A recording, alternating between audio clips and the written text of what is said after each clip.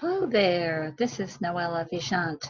Last week in our Photoshop Get Creative class, somebody asked, could I do a gradient on text? And so I'm going to show you how to do that pretty simply.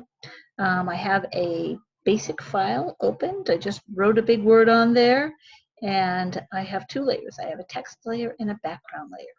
So in order to be able to fill text with gradient, it can no longer be text. So you want to make sure that whatever word you want or whatever phrase you want to be gradient, it is spelled correctly and you are finished. Otherwise, you'll go back and redo things. The first piece is to convert this text layer, which is a vector base, into a raster base. To do that, I click on the layer menu, and then down about halfway, right about where we see all our smart objects, they have the ability to convert to rasterize. You'll see a list here of other things that can be rasterized. We're concerned with type. I could also click layer. It would do the same thing.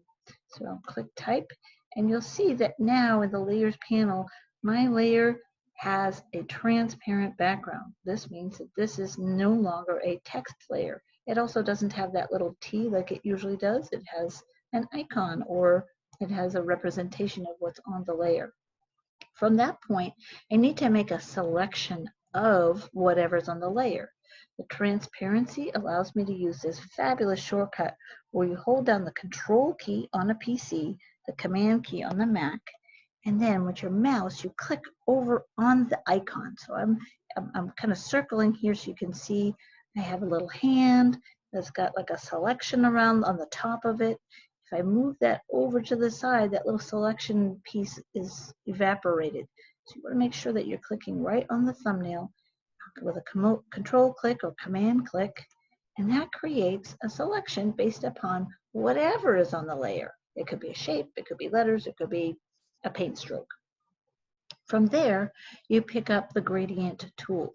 So over in our toolbox, above the text tool, you will find the gradient tool. The gradient tool is a top tool, meaning it's kind of the default tool. So you should see it in your toolbar unless you have changed it. To use the gradient, it's a click, hold, and drag, diagonal, vertical, horizontal, and then up on the tool option bar, you're going to pick how that gradient appears. Right now, mine is set to a radial, which means it would come out like circular. If I wanted to be linear, then I would click on the first gradient, which is linear. And that helps my gradient come from top to bottom, from one side to the other, or bottom to top, etc. And then to the left here, where I just picked the type of gradient, I have a drop down, and there is where I can pick different types of gradients. And you'll see that there are many, many choices in the newer version of Photoshop. Older versions, you use this tool icon to append and get some other gradients into your program. There are a bunch in like the back side of Photoshop that isn't automatically loaded. So I'll just pick rainbow today because I'm feeling in a rainbow mood. And then I'm going to click, hold, and drag top to bottom to drag out my rainbow gradient inside my letters.